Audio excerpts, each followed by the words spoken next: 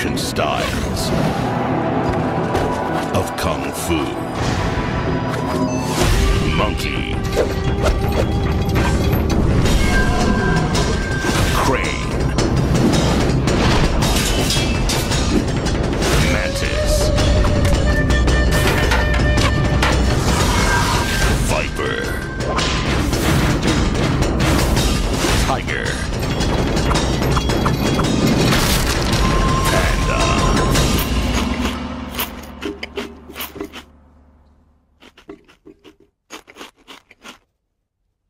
Don't tell Monkey.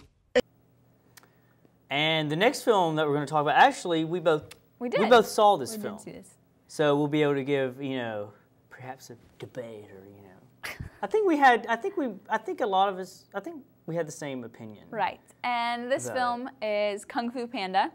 So, I don't know. What do you think, Michael? I really liked it. I gave it 4 stars. I love Asian-infused cinema. Okay. So I was but I saw it it was during the summer. And I was driving around in my car, and I was like, what am I going to do? I might as well go see a movie. And that was the only thing that I was like, I'll pay to go see this. I want to go see a movie, and that's the closest thing that I'd be willing to spend money on. Went in there hoping to be entertained. I'm not a Jack Black fan at all. But I was very pleased to hear Dustin Hoffman's voice. Yeah. As one of the voiceovers. And so I was like, okay, this ought to be really cool. And I thought it was great. I thought the action sequences were so well choreographed. The director had a really true sense of making a fight scene entertaining, obviously because it's animation, but when it did need to turn serious, it was very exciting. And some very beautiful images, all about, very philosophical, very zen. And I really liked it. I gave it 4 stars. It was very entertaining, just a great animation film. Not as good as WALL-E, but it was good. Definitely. Okay. I mean, I kind of felt along those same lines as you did. I gave it about 3 stars. I didn't love it quite as much as 4 stars, but I really did enjoy it. I think my favorite character was definitely the turtle, which was kind of the Zen master kind of character, and so I really enjoyed him. But I don't know. I think this is a DreamWorks film. And I think one thing they can do sometimes with their animated films is try to just pack them full of stars. And so, have those celebrity voices. And sometimes that makes it, and sometimes honestly it breaks it for me because it's almost like a stunt as opposed to... Well, which one did you not like? I mean, I love Dustin Hoffman. I really liked that one. And I did like Jack Black in this role. I'm not always a fan of Jack Black. It's kind of, it depends. Hit or miss? But I wasn't so sure about I think it was the combination of the Angelina Jolie and the Lucy Liu, and there was, oh goodness, I can't remember the next one, but I don't know, it just felt like a little too much. And it seemed like they were relying more on their star power than on the actual film, which I thought it was a good film. So the voices of the stars bothered you? I mean, it did. It distracted me a little bit because, especially if I knew the voices, because I would be sitting there trying to remember or figure out what the voice was, not actually paying. And was there bad acting by vocal that was? It wasn't necessarily bad acting. It distracted me.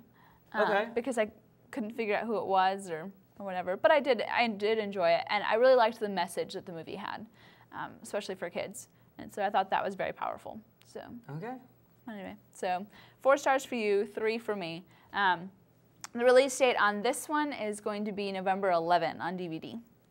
So.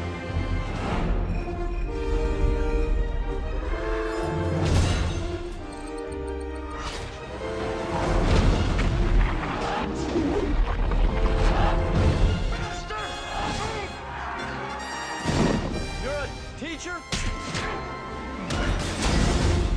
Part-time.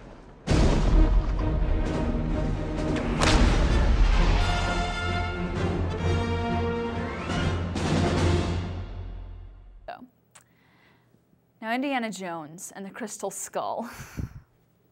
Michael, what did you think of this movie? I now have a new concept of hell. Okay. I had high expectations for this. I love the Indiana Jones franchise. You know, people don't think I do, but I love it. Like, I even watched the 2 days before, all 3 of them, to get psyched up for it. And I saw it, and my opinion about it is that in the first 30 seconds, I knew exactly what was going to happen. In the first 30 seconds, it opens up. It's a vintage 80s Paramount logo. Thought, great. This is going to, you know, they're going to totally try to do it like the old ones. And then all of a sudden, you see that it fades into a mound of dirt, which looks like the Paramount Mountain. Then all of a sudden, they have a CGI, I don't know what it was. I don't know. They have a CGI animal that pops up from the ground. And I was like... I think it was a gopher. Or I was like prairie dog, maybe. That sums it up right there. That sums up the whole movie, in my opinion. Because, you know, they tried to capture it, but they used way too many special effects and lost the action, comedy chemistry that they were famous for. I was disappointed from the very beginning. Like, I was right there with you. Like, you get this mound, and you're like, oh, sweet, what is it going to be? And then it's a prairie dog hole.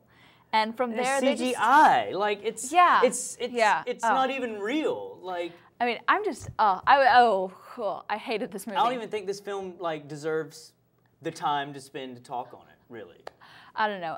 But yeah, I hated it. I gave it 1 star.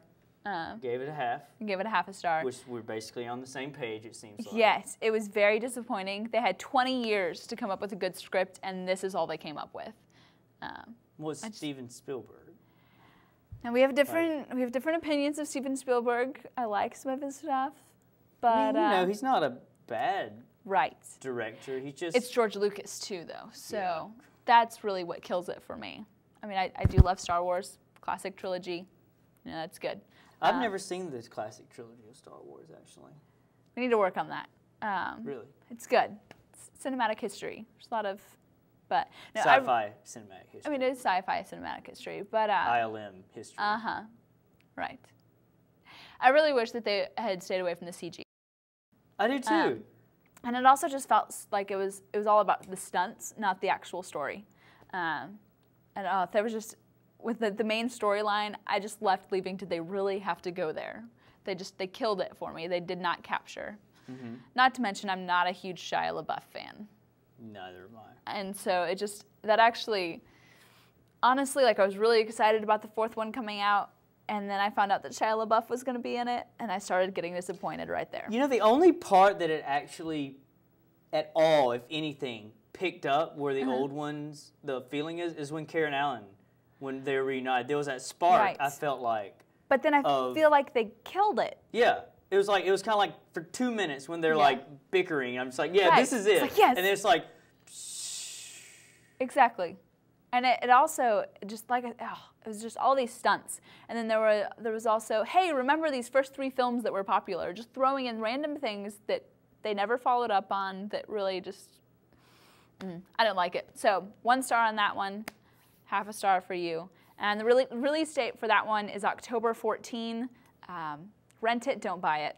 Go to watchmovies.net. Watchmovies.net. There you go. I'm just joking. Don't ever go there. So, October 14, release date for Indiana Jones and the Crystal Skull.